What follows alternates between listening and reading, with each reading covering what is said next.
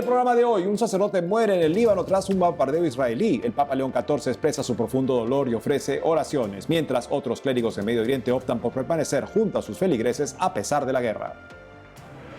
Una población entera abandona su territorio en el Líbano tras resistir los bombardeos entre Israel y Hezbolá. Una periodista en el país nos da los detalles. En México hallan sin vida a un sacerdote desaparecido tras celebrar una misa. El cuerpo no presentaba signos de violencia, según la fiscalía. En Perú, un sacerdote es detenido por la policía por denuncias de tocamientos indebidos. La Orden Dominica lanza Para Vivir la Cuaresma 40 videos de menos de un minuto para acompañar un camino de conversión. Hola Natalie, comenzando el programa. Así es, iniciamos este programa con nuestros televidentes desde los estudios en Lima, Perú. Gracias por acompañarnos en EWTN Noticias. Soy Eddie Rodríguez Morel. Bienvenidos, yo soy Natalie Paredes. En el Día de los Santos 40 Mártires de Sebaste, iniciamos las noticias con el Papa León XIV expresando su dolor y oración por la reciente muerte de un sacerdote víctima de un bombardeo en el Líbano debido a la guerra en Medio Oriente. Se trata del padre Pierre El Raí, sacerdote maronita de Claya. Un ataque israelí lo alcanzó mientras acudía a auxiliar a un feligrés. En su mensaje, el Papa dice que sigue los acontecimientos con preocupación y reza por el pronto fin de las hostilidades. La Fundación Pontificia Ayuda a la Iglesia Necesitada advierte que los informes desde la zona son muy inquietantes. Sobre esto hablaremos con María Lozano, jefa de comunicaciones de esta entidad vaticana que monitorea la libertad religiosa y apoya a las comunidades perseguidas en todo el mundo. María Lozano, bienvenida a EWTN Noticias. María, ¿quién era el padre Pierre El Raí, víctima del bombardeo israelí en el Líbano? Sí, el padre Pierre era un sacerdote maronita que estaba en uno de los pueblos que estaba en la frontera sur, en la frontera con Israel. Sacerdote padre Pierre, de hecho también era un socio de proyectos de la Fundación ACN de la diócesis de Tiro, en el sur. Y era una persona muy, muy dedicada a su gente, muy dedicada a su pueblo. Los pueblos del sur del Líbano, en la frontera con Israel, como estoy diciendo, ya habían sido evacuados varias veces durante diferentes guerras y esta vez habían decidido no irse. Los cristianos, yo estuve visitando esta zona el año pasado, los cristianos del sur del Líbano han sufrido mucho porque están en el frente directo de la guerra. Esa zona es más bien chiita, con lo cual se piensa que hay parte de Hezbolá, con lo cual están siendo muy atacados, pero hay enclaves cristianos, pueblos que son con una mayoría cristiana. Nosotros estuvimos visitando varios de estos pueblos y la verdad es que la destrucción de las casas había sido muy grande y además después de la guerra destruyeron también lo que son los campos, los olivos, los habían cortado con sierras eléctricas incluso. Fue bastante dramático ver cómo les habían quitado la sustancia de su vida, de su trabajo. Por eso muchos de estos días decidieron no irse. 3 o 4 comunidades cristianas y el padre Pierre era el párroco de una de ellas. Se ve que lo que pasó fue que hubo un ataque de misil, destruyó una casa y hirió a bastantes personas y el padre Pierre acudió a ver cómo podía ayudar a los heridos, a las familias, con los equipos de rescate y ahí cayó un segundo misil que lo mató. ¿Y cuál es la situación actual ahora de los cristianos en Medio Oriente con el conflicto, no? Hoy acabo de tener la noticia de que en Teherán, en Irán, el cardenal de Teherán, que es un sacerdote belga, ha sido sacado del país y está en estos momentos en Europa.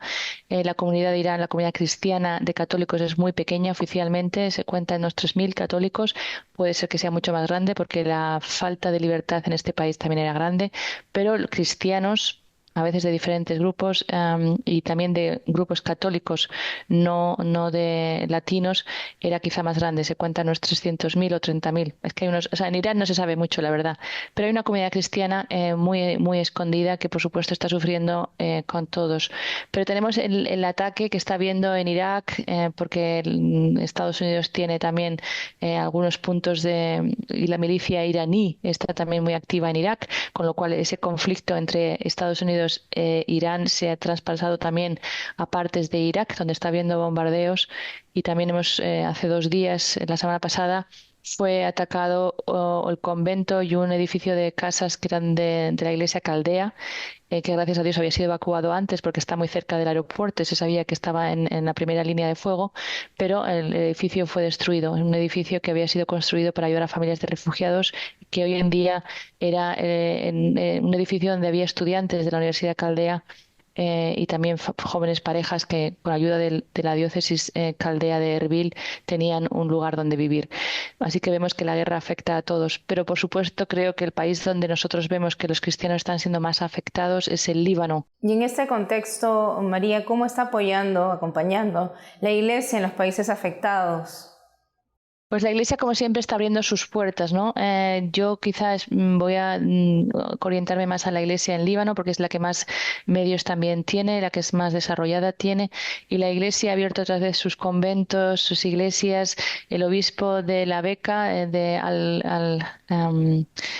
La Beca, en una zona del Valle de la Beca, que se llama, que también está siendo muy atacado por bombardeos. Las casas católicas, las casas cristianas han vuelto a abrir sus puertas a acoger muchos refugiados, muchos de ellos que no son ni siquiera cristianos, de población libanesa que está huyendo de las zonas más atacadas.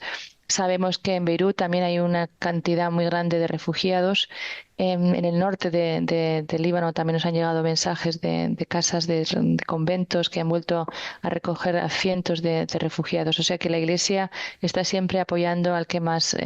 Y lo otro que decía es la Iglesia también que se queda, ¿no? En este caso el padre Pierre murió por quedarse con su parroquia, pero también tenemos el caso del padre Cafiel, un sacerdote también maronita también, que está en otro pueblo, en Al-Shabaab, se llama, en el sur, que nos decía que se queda, aunque acabo de escuchar hace apenas 10 minutos que los quieren evacuar, porque también está en una zona muy peligrosa, pero él decía, si mi pueblo se queda, yo me quedo. Entonces también tenemos a la Iglesia que no solamente abre las puertas en los lugares de seguridad para acoger a los refugiados, sino que tenemos a la Iglesia que a pesar del peligro decide quedarse a estar con su pueblo, sabiendo que en estas situaciones de tanto peligro y tanta violencia y tanto dolor, es la Iglesia que acompaña.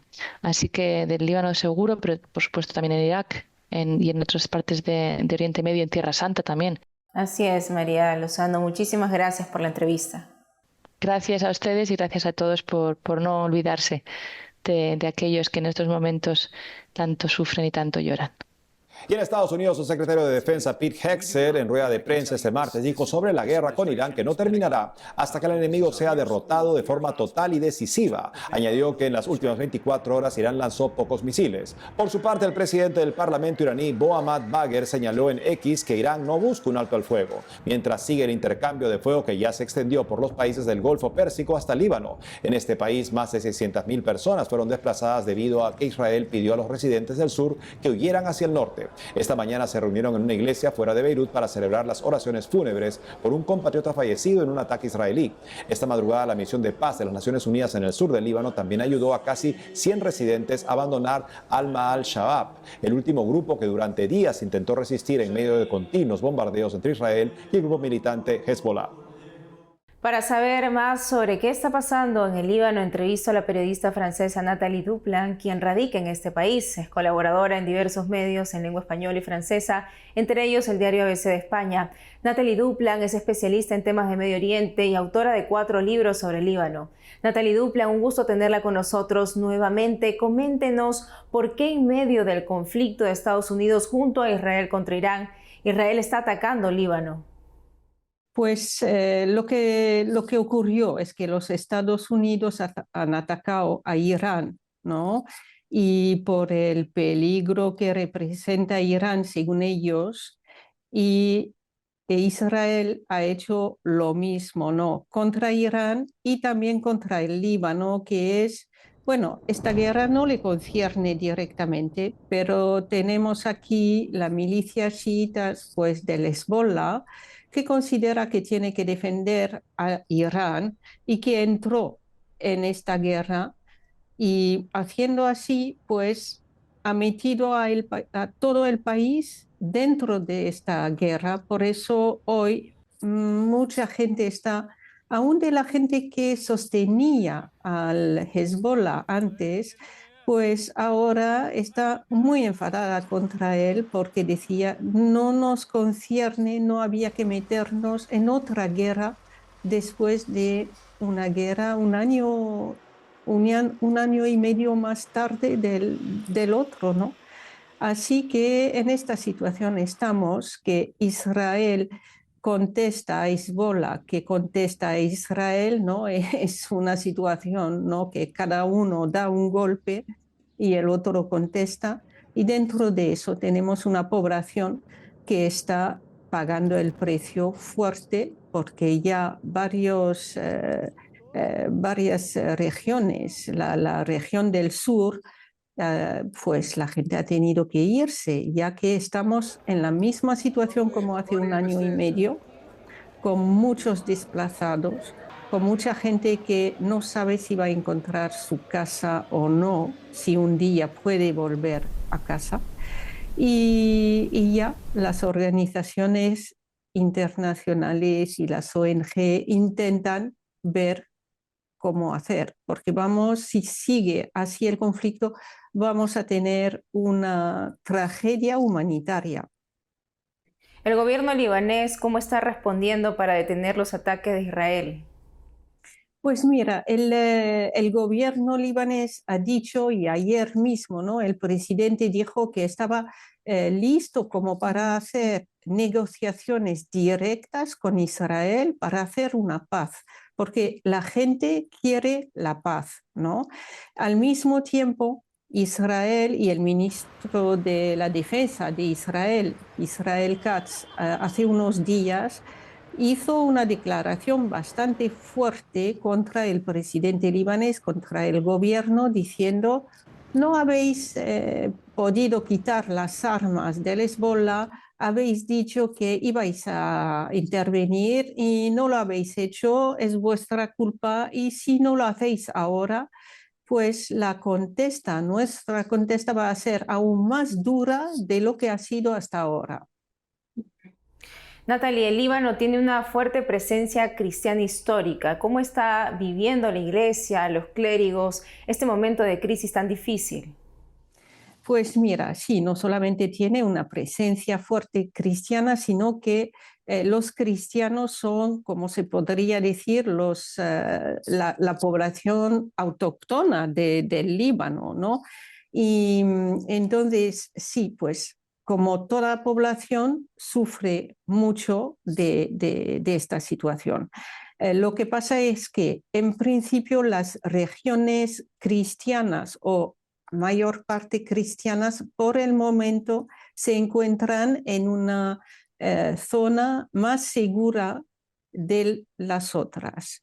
Menos, pues hay una excepción, ¿no? Porque hay unos pueblos con una presencia fuerte cristiana al lado de la frontera con Israel. Hay unos pueblos cristianos aquí rodeados por una población chiita muy importante, ¿no?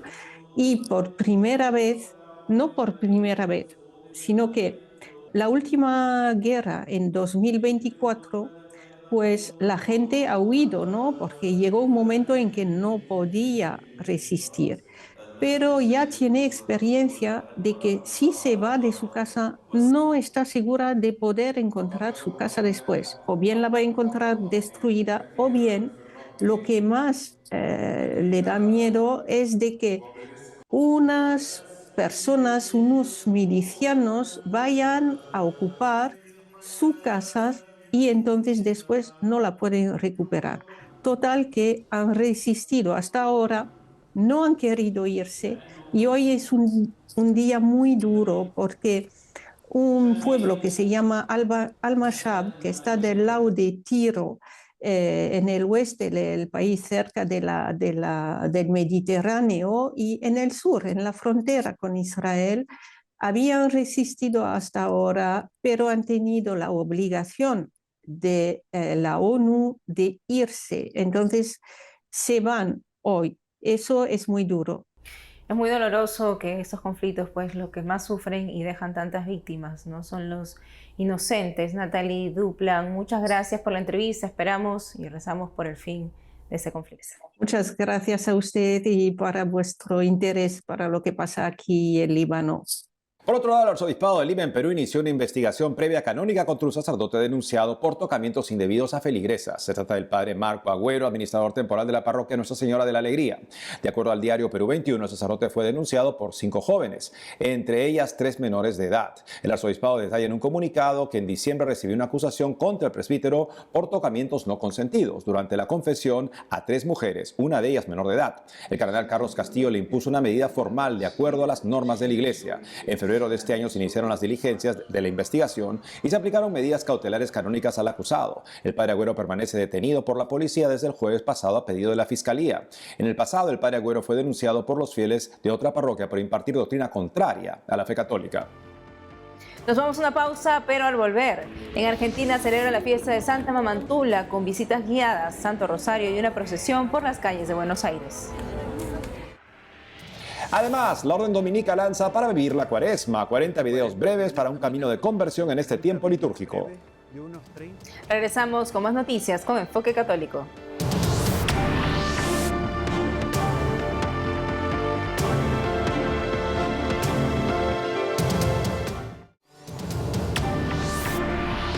Y en México este lunes hallaron el cuerpo sin vida del padre Juan Manuel Zavala Madrigal, sacerdote de 53 años, reportado como desaparecido desde el domingo en el estado de Chiapas, al sur del país. El padre Juan Zavala se desempeñaba como vicario en la parroquia San Marcos Evangelista, en el municipio de Ecotepec. Según la prensa local, salió a celebrar una misa en otra comunidad y después ya no se tuvo noticia de su paradero. Este martes, la arquidiócesis de Tuxtla Gutiérrez informa que el dictamen preliminar de la necropsia señala que la causa del fallecimiento fue asfixia por sumersión en medio acuoso, sin que se hayan encontrado signos de violencia o indicios de robo. Además, refiere que el sacerdote contaba con antecedentes médicos de enfermedad coronaria bivascular. Las investigaciones continúan para esclarecer las circunstancias de los hechos.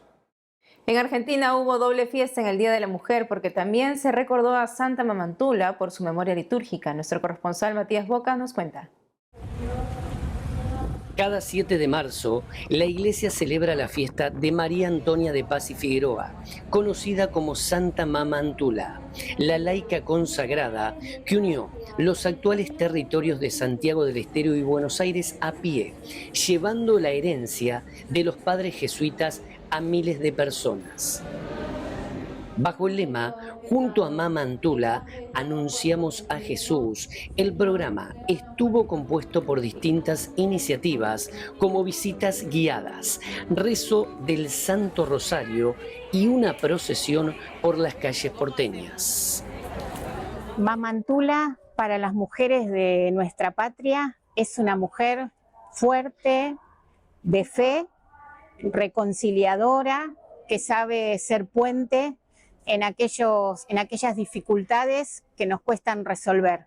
Mamantula es una mujer creativa que también con mucha paz pudo llevar adelante una gran misión, que es acercar a la gente a algo espiritual, a algo maravilloso, que es el encuentro con Dios, que te ayuda a ser mejor persona y a construir una nueva sociedad. Mamantula nos dice que tenemos que aprender a dialogar, a ayudarnos entre todos, a caminar juntos.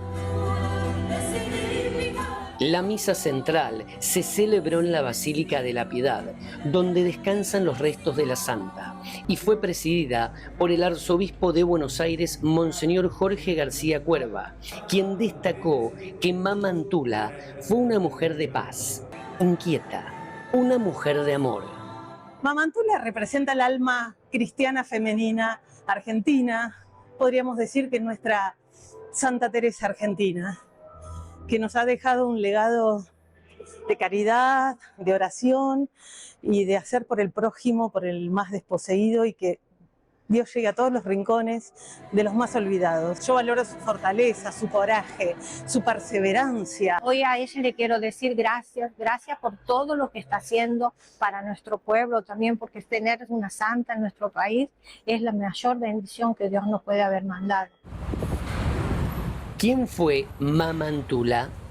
Nacida en Santiago del Estero, María Antonia de San José dedicó su vida a difundir los ejercicios espirituales y a fortalecer la vida de fe. En 1779 llegó a Buenos Aires, sucia, descalza y vestida con un hábito negro. Allí comenzó a construir su gran obra, la Santa Casa de Ejercicios Espirituales. Entre sus tareas, ayudaba a los pobres y marginados y protegía a las mujeres sin hogar y niños abandonados.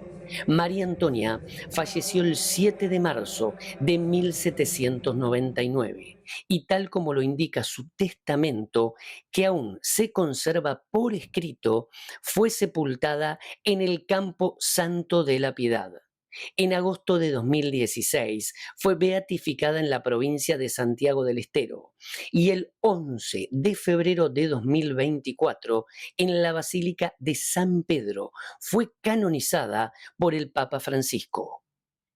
Estuvimos presentes en la Santa Casa de Ejercicios Espirituales. Estuvimos presentes en la Basílica de la Piedad, la cual tiene nuevo párroco, el padre Fabián Báez, a quien la comunidad lo recibió con entusiasmo y enorme deseo en esta nueva tarea pastoral.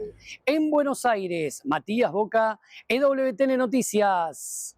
Y sobre Cuba, la Conferencia Episcopal de las Antillas expresa su preocupación por la situación humanitaria en la isla debido al recorte del suministro de petróleo extranjero a instancias de Estados Unidos. Los obispos recuerdan que la reducción del petróleo que llegaba desde Venezuela junto con las medidas de Estados Unidos sigue provocando apagones, problemas en hospitales y dificultades en el acceso a alimentos y servicios básicos. Ante la situación piden que los países prioricen la ayuda humanitaria sin intereses políticos y recuerden que las familias, los ancianos y los niños son los más afectados. También exhortan a resolver los conflictos entre Estados Unidos y Cuba mediante el diálogo y la diplomacia e invitan a los fieles a orar por los cubanos y por caminos de paz y reconciliación.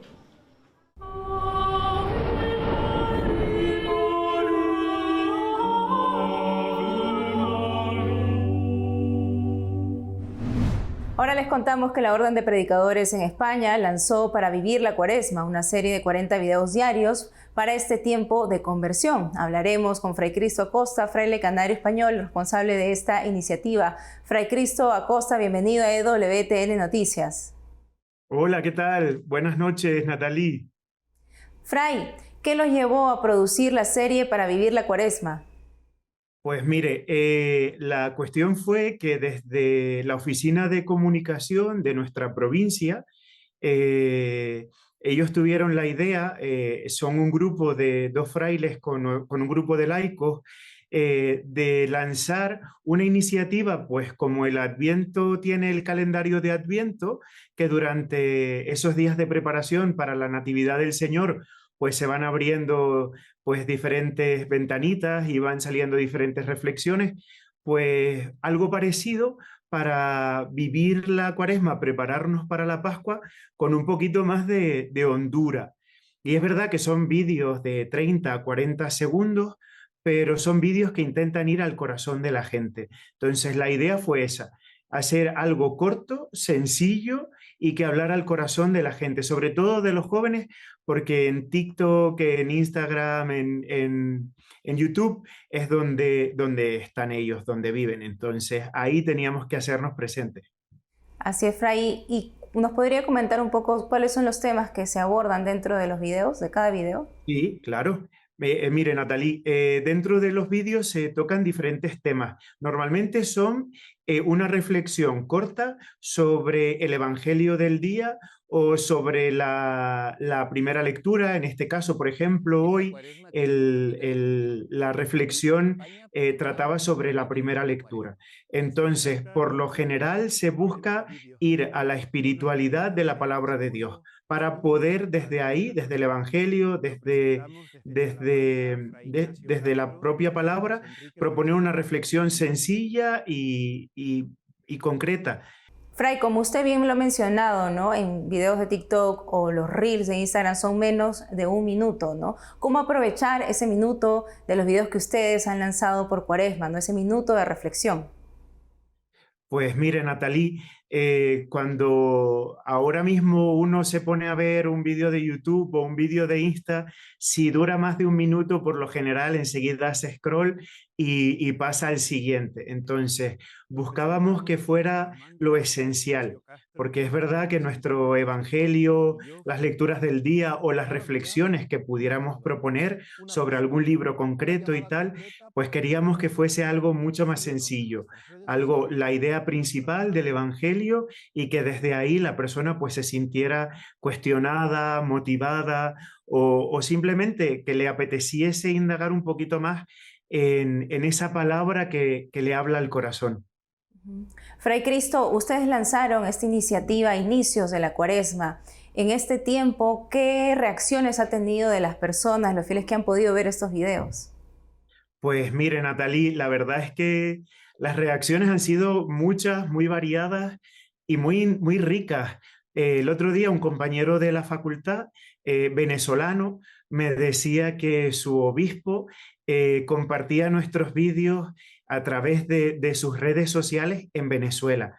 Entonces, claro, para nosotros un proyecto que empezó de una manera sencilla y que, bueno, buscaba llegar a la mayor cantidad de gente posible, pues que tuviera este alcance, pues desde luego es un poco inaudito para nosotros. Pero nos motiva, nos ayuda a seguir grabando, porque no es que hayamos grabado todos los vídeos, sino que a día de hoy, todavía el lunes, nos tenemos que poner y tenemos que grabar otros vídeos porque da mucho trabajo editarlos, como bien sabéis, prepararlos. Entonces, vamos poco a poco preparándolos y sobre todo dejando que esa palabra de Dios nos hable a nosotros al corazón, para que nosotros podamos contársela a los demás, contárselas a ustedes, pues eso, desde la sencillez, como un amigo que habla con un amigo. Fray, entonces, ¿dónde podemos encontrar estos videos maravillosos para vivir este tiempo de Cuaresma? Pues mire, en nuestra página web de dominicos.org de la provincia de Hispania, ahí están. Si entras a nuestros canales de TikTok, de Instagram, de Facebook o nuestro canal de WhatsApp, si te suscribes te llegan directamente todos los días.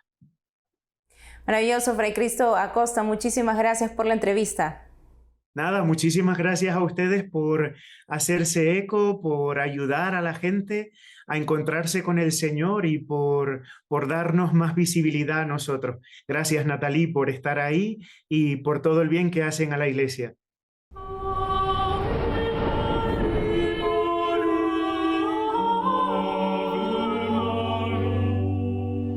Eso es todo por hoy, amigos. Gracias por haber estado con nosotros. No olviden seguirnos en nuestras redes sociales y en www.tnnoticias.com. Hasta mañana.